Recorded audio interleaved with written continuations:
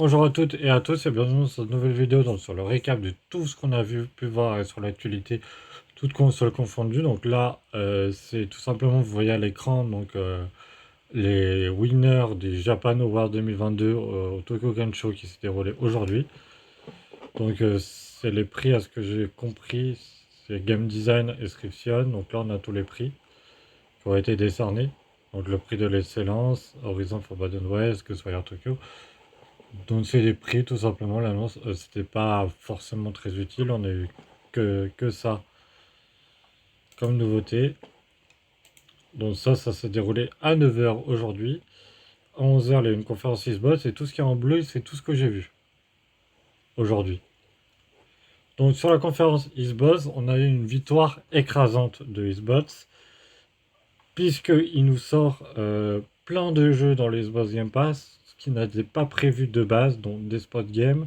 Metal Figure c'était prévu de base, Assassin's Creed Odyssey, Davenpurma, Fuga, Nokonin, Arspec, ça c'était prévu de base, mais il y en avait quelques-uns qui n'étaient pas prévus de base. Samurai Shodown c'était pas prévu de base, Moonscar c'était prévu de base, pardon. Et il y en a un autre uniquement sur le PC, il y en a plein uniquement sur le PC qui n'étaient pas prévus de base.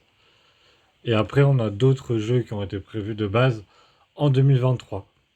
Donc tous ces jeux-là, franchement, c'est une victoire écrasante parce que Deathloop, c'est une exclusivité temporaire et comme par hasard, ça arrive en même temps que sur le PS Plus. C'est ouf. Ça arrive le 20 septembre.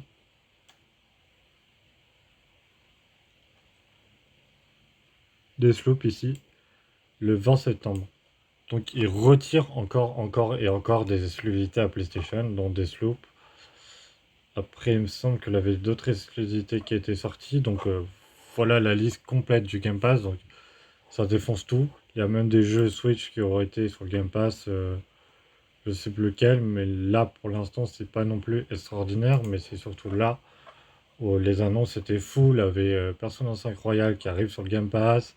Ou Long Dynasty sur le Game Pass. Donc le jeu de Team Ninja. Qui a été annoncé d'ailleurs dans un PlayStation Showcase. Esporimal sur le Game Pass. County Gear sur le Game Pass. Nakaplan chapitre 2 la campagne sur le Game Pass. Donc tout ça c'est sur le Game Pass. Overwatch 2, Yo Critical, donc le jeu que je vous avais parlé qui était excellent en mai, il arrive sur le Game Pass en juin. Sur le Game Pass, Palworld arrive sur Xbox, mais pas encore sur Xbox Game Pass. Assassin's Creed Odyssey arrive sur Xbox Game Pass donc aujourd'hui. Donc on est vraiment beaucoup de titres. Et je vous ai fait d'ailleurs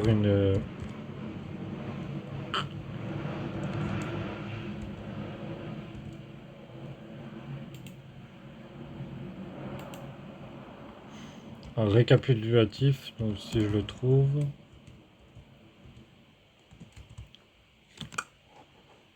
Ah ben oui, j'ai ici mon dossier du Korean Show.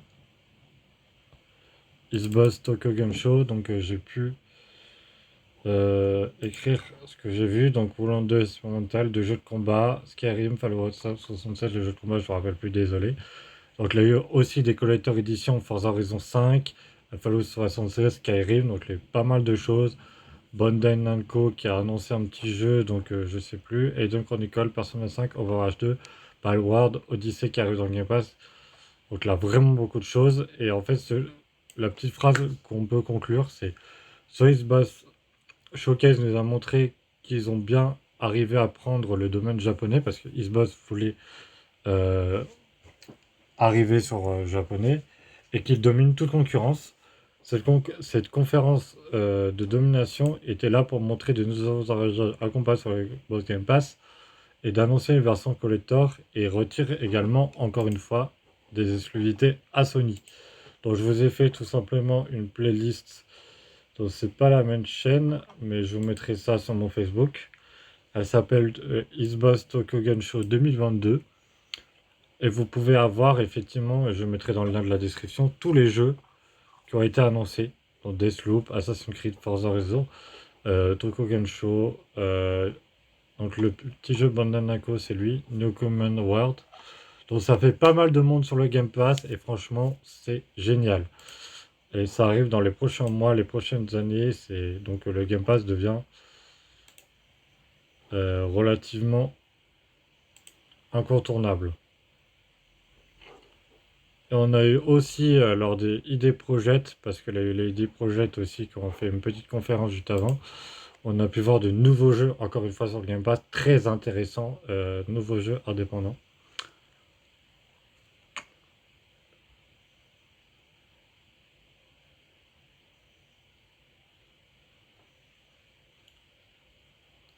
Donc on suivra tout ça avec impatience sur le fil des jours.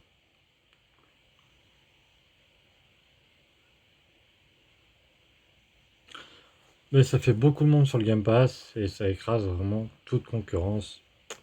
Parce que Sony, ils ont plus rien. Ils ont leur PlayStation Showcase, il était pas ouf, il avait que 20 minutes. Et là, on a eu un peu moins de 20 minutes de plus, mais avec que des trucs de Game Pass. Donc franchement, ils savent très bien communiquer le Game Pass et la puissance du Game Pass, ça va être énorme en 2022. Mais énorme. Là où je suis pas content, c'est qu'effectivement, ils commencent à titiller un peu le PlayStation Plus, à montrer qu'il domine en mettant Odyssey dans le Game Pass. On en avait parlé lors des différentes vidéos. Et en fait, c'est vraiment dommage parce qu'ils mettent Odyssey dans le Game Pass, alors que sur le PlayStation Plus, comme par hasard, l'origine c'est Valhalla. Eux, ils ont déjà Odyssey, donc le prochain ça va être Valhalla, donc ils sont encore en train de jouer au jeu au chat et à la souris. Et en plus, ils reprennent le marché japonais, donc le marché PlayStation, en lui disant je vous écrase sur votre territoire. Voilà. Donc c'est une domination totale. Là aussi, une autre playlist que j'ai faite, elle n'est pas ici, elle est sur l'autre compte. Ah, bah d'ailleurs, sur PlayStation Plus, on vient de voir ça. Legacy of Thieves, on verra ça plus tard. Donc, le 13 septembre, donc avant PlayStation, donc la playlist de Nintendo Direct, je vous la ferai voir plus tard parce que là, je l'ai pas là. Et c'était ID is Boss, c'était pour dire qu'il y avait des jeux qui arrivaient aussi dans le Game Pass. Donc il faudra être au courant de tous les arrivages d'aujourd'hui, donc on vous fera ça au courant. Donc durant le Nintendo Direct, dont je vous ai fait une playlist aussi, Nintendo Direct 13.9, on a eu seulement de excellents jeux, beaucoup de jeux. Bon, moi j'ai rangé par ordre de préférence. Donc, mon premier jeu c'est toujours Mario plus Rabbids Spark of Hope. Donc il s'est montré vraiment vite fait, histoire de préparer la surprise, mais l'excellente surprise, histoire de préparer la sortie, mais l'excellente surprise c'était notamment Pikmin 4, donc c'est-à-dire que Nintendo reprend ses licences, et notamment de ce qu'on a pu voir, donc c'est un teaser, on n'a pas pu voir le gameplay encore. Ça arrive l'année prochaine, et j'ai tellement hâte, puisque ça a l'air vraiment très réaliste. Voilà, on a pu voir juste ça. Donc l'autre nouveauté aussi hyper intéressante de ce Nintendo Direct, c'est notamment Kirby Returns the Dream Island Deluxe, donc c'est, pour ceux qui ne connaissent pas, c'est le jeu tout simplement Kirby Wii, le jeu qui est sorti sur Wii, qui était excellent, que j'ai adoré. Il va retourner notamment en version remaster, donc pour l'instant on n'a pas encore de nouveautés, mais j'ai tellement hâte. Et la date de sortie, c'est bien évidemment le 24 février 2023. Donc là, les transformations, il y a pas mal de choses qu'on a pu voir. Bon, c'était aussi une présentation de 40 minutes, mais pour moi c'était aussi fort que Xbox. Honnêtement, je sais pas qui gagne, parce que Xbox ils ont montré que du Game Pass sur tous les supports et ils ont dominé un peu tout le monde. Mais Nintendo, ils ont montré des jeux comme ça, des remasters, mais aussi des jeux version cloud. Donc ils ont montré énormément de choses également. Donc on a également Splatoon 3. Donc ça c'est juste une petite annonce qui était assez intéressante pour dire qu'il y a un nouveau festival qui va arriver bah, là, ces dates-là. le 23 et le 25 septembre, donc comme Pierre Feuille Ciseaux, et qui va nous montrer effectivement, j'ai lu l'annonce, toute la mise à niveau, toute la partie multijoueur de Splatoon 3. Donc ça c'est génial. On a notamment ça pour moi c'était la mise à jour tant attendue de Nintendo Switch Sport, puisqu'on va avoir tout simplement 21 trous, donc, et notamment le golf, qui est un sport qui était sur tous les Nintendo Switch, le Wii Sport Resort. Et j'ai vraiment hâte de tester cette version golf avec cette mise à jour gratuite qui arrive cet hiver, ça arrive vraiment très vite. On a aussi le retour de la troisième vague, donc malheureusement on n'a vu que 30 secondes, c'est vraiment petit, dont le Jardin Peach et les Merry Mountains de Mario Kart Tour. On a également eu un second trailer du jeu que je vous ai adoré, d'ailleurs je suis en train de faire le test. Donc j'ai fait la découverte sur la vidéo. Sachez que sur Avastella, pour l'instant je vais vous donner un peu mes récaps. Il y a eu une démo qui a été sortie le 14. Donc je vous ai fait une direct sur la démo. La démo elle est juste gigantesque. J'en suis à je sais plus combien d'heures de jeu, mais j'en suis à 3-4 heures. Et c'est juste génial. Donc Avarstella, en fait, pour ceux qui ne savent pas, donc maintenant je joue à la démo, je sais exactement de quoi on parle.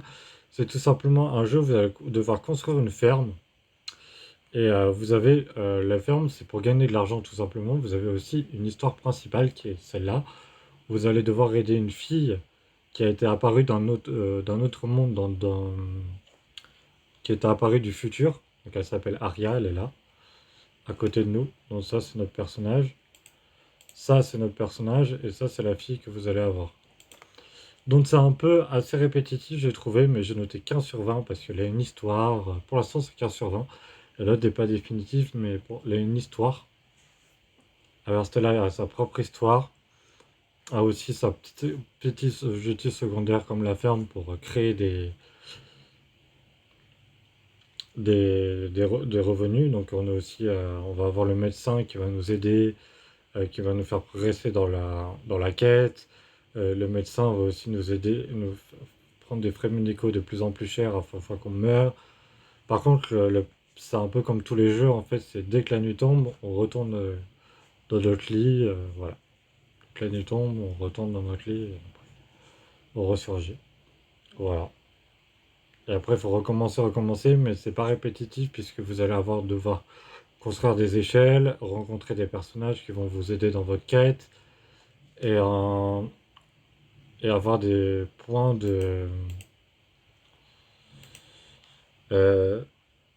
des points de téléportation. Donc Avastella, c'est disponible le 4 novembre sur Nintendo Switch et on a trop hâte.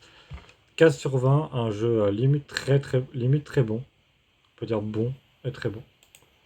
Donc voilà. Donc un nouveau jeu qui est tant attendu, moi je l'attends pas parce que j'ai pas aimé Zelda Breath of the Wild, mais c'est pas Zelda Breath of the Wild 2, le nom a changé, c'est The Legend of Zelda Tears of Kingdom, qui a une date de sortie qui va arriver le 12 mai 2023. Voilà. Donc de ce qu'on a pu voir, c'est assez proche de Zelda Breath of the Wild avec des nouvelles mécaniques comme ça. Donc c'est assez sympa. Après, on a eu beaucoup de jeux de simulation ferme, beaucoup. Donc ça, on va pas les voir, comme Avastella. On a eu notamment des nouveaux jeux de la Nintendo 64 qui arrivent, qui font leur retour. Et notamment pas mal de petits jeux. Donc là, vous voyez les versions cloud de Resident Evil. Un jeu qui m'a fait bien plaisir, qui me fait penser à un jeu vraiment très rare de la Wii U. C'est bien évidemment Fatal Frame. Ça me fait penser à Project Zero. C'est un jeu d'horreur qui va arriver sur Nintendo Switch. Donc je crois pas qu'il a de date de sortie. Non, en 2023. Donc Nintendo a fait très fort parce que tout simplement Nintendo a montré aussi les versions cloud de Resident Evil.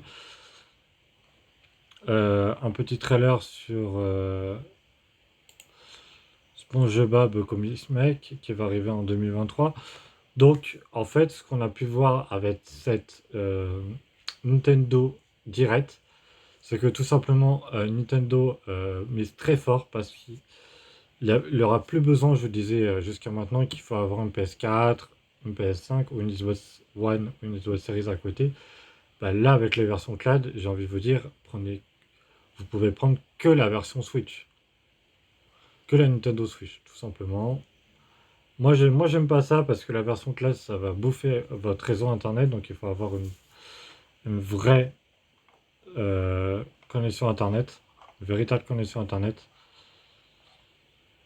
Mais bon, ça c'est mon avis, et donc du coup, ça montre que la Xbox Series, la Switch, elle est encore sur une très très belle lancée. Donc voilà pour les news de Nintendo. Euh, le State of Play, on va pas en parler parce que pour moi, il n'a pas eu grand chose d'utile. Mis en moins le PlayStation Star qui va avoir un State of Play qui va arriver en 2022 avec des petites versions. Malheureusement, c'est en digital. Voilà, des petits objets à collectionner en digital. Voilà, comme ceci. On va pouvoir acheter des jeux et tout ça. Voilà.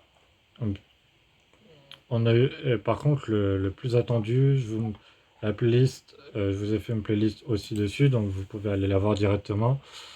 Je vais vous la mettre en entier, c'est God of War Ragnarok. Ragnarok, le jeu qui a été présenté. Donc moi, ça m'a fait reculer parce que God of War Ragnarok, la direction artistique, je la trouve belle, elle est très belle, mais je trouve le jeu vraiment trop hard en fait. De ce que j'ai pu comprendre, le jeu est vraiment très hard. J'ai pas énorme, j'ai fini God of War en 2018, mais j'ai pas énormément galéré.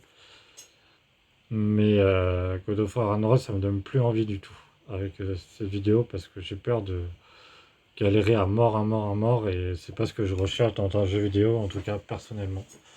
Après, je peux me tromper, hein, mais voilà, la fin du jeu va être vraiment très hard à ce que j'ai entendu. Donc voilà, donc pour résumer tout ce qu'on vient de voir, donc à l'occasion du Future Game Show, on a eu pas mal de nouveautés récemment, donc avec de nouveaux jeux qui sont arrivés. Donc on a eu Nintendo qui nous montre que c'est les maîtres dans tous les domaines puisqu'ils ont des versions cloud de Resident Evil. Ils ont des gros partenariats avec Square Enix. Square Enix, c'est un éditeur qui me tient à cœur de plus en plus. Avec Capcom, avec des éditeurs reconnus, Bandai Namco, tout ça. Il va avoir des gros jeux de simulation de ferme sur Square Enix, des gros jeux de simulation de ferme sur Nintendo Switch, des petits jeux pardon, de simulation de ferme et des petits jeux qui font penser à l'univers Nintendo sur Nintendo Switch. Donc ça c'est excellent, on va avoir des exclusivités Switch de qualité. Donc comme on a vu voir, la Voix très arrive cet hiver. Donc cet hiver on vous fera une grosse vidéo parce qu'il y a troisième vague du... Ah, la troisième vague de Mario Kart plus Booster Course Pass, la mise à jour de Nintendo Switch Sport. Donc il va y avoir pas mal de choses. Donc on attend tout ça avec impatience. Et pour Xbox, sur Xbox Game Pass a vraiment de gros jeux, dont Flint Love de Jordan qui a été déjà annoncé, Voulons Dynasty qu'on a vu.